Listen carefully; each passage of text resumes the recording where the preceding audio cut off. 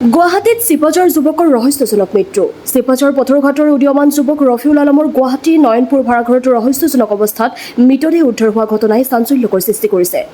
যুৱকজনৰ মৃতদেহ উদ্ধাৰ হোৱাৰ খবৰ লাভ কৰাৰ পিছতে গাঁওখনত উঠে কান্দোনৰ ৰোল।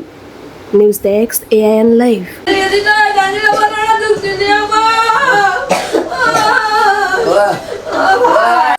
ক'বৰ কোনো ভাষা নাই। ৰাতি প্ৰায় 11টামান বজাত আমি হঠাৎ ঘটনাটো শুনিলোঁ। গোটেই গাঁও মোহিত, গাঁৱৰ মানুহ আহিছে, গোটেই ৰেডি হৈ ইয়াতে আলোচনা কৰি আছে। গোটেই চেঙাৰাবিলাক গাড়ী লৈছে, আমি যাম। এতিয়া মই কৈছোঁ যে যাবি হয়, কিন্তু তাতে প্ৰশাসনৰ লগত লৈ পেলাই আমাৰ প্ৰশাসনৰ জৰিয়তে আমাৰ গাঁৱৰ মানুহ গাঁওবিলাকো লৈ যা, বুজাবুজি কৰি গোটেইখিনি চাই তেওঁলোকৰ জৰিয়তে কামবিলাক কৰাবি। কিন্তু কথাটো হ'ল, এতিয়া ইমান ফুলকুমলীয়া ল'ৰা এটা এনেকৈ আকস্মিক দুৰ্ঘটনা বুলি কওঁতে বহুতকেইটা ছেক্টৰত আহি পৰে। ল'ৰাটোৱে ঘৰৰ পৰা কোনো অসুবিধা পোৱা নাছিল। হায়াৰ ছেকেণ্ডেৰী পাছ কৰিছে, পাছ কৰি আজি 4 বছৰ তাতে ঘৰ নচলে কোনতে, মাকজনীক পোহপালন দিব লাগে কোনতে, তাতে কৰ্মজীৱী হৈ আছিল।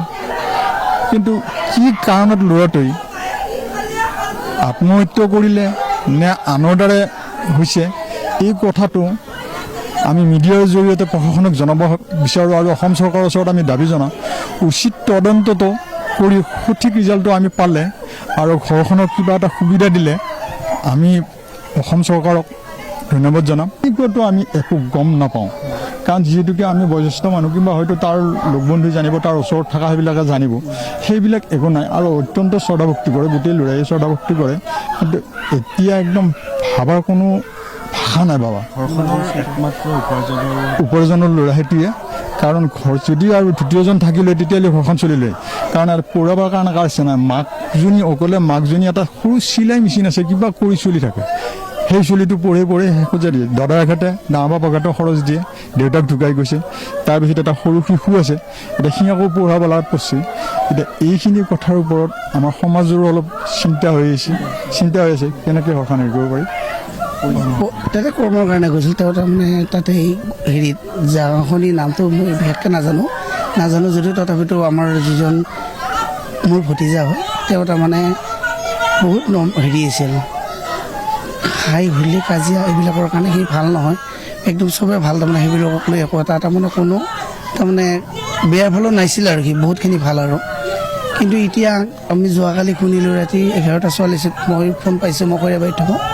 ফোনত কৈছে কি এনেকুৱা আমাৰ দেউতাকৰ নাম বিজু আছে, বিজুৰ বাবা ঢুকাল, এনেকুৱা ছুইচাইড কৰিছে। সেইটোক লৈ আমি তাৰমানে বহুতখিনি তাৰমানে হেৰিত পৰি গ'লোঁ আৰু লগে। এতিয়া ভাবিব মানে আমি তাৰমানে এটা কথাই ভাবিছোঁ, এতিয়া আমি তাতে প্ৰশাসনে গোটেইখিনি বস্তু পাইছে, তেওঁলোকে ক'ত কি হৈছে কি হোৱা নাই আমিতো একো সেইবোৰ গম পোৱা নাই। নপোৱা যদি তেওঁলোকে যদি তদন্ত হিচাপ হেৰিটো যদি কৰে বিচাৰটো, তেনেহ'লে আমাৰ ভাল লাগিব আৰু উচিত হেৰিটো পাব লাগে। আৰু আমাৰ গুৱাহাটীত শ্বপিং মলত কাম কৰিছিল তেওঁ, তেতিয়া 4 বছৰ আছিলে, 4 বছৰতে কৰি আছিল আৰু।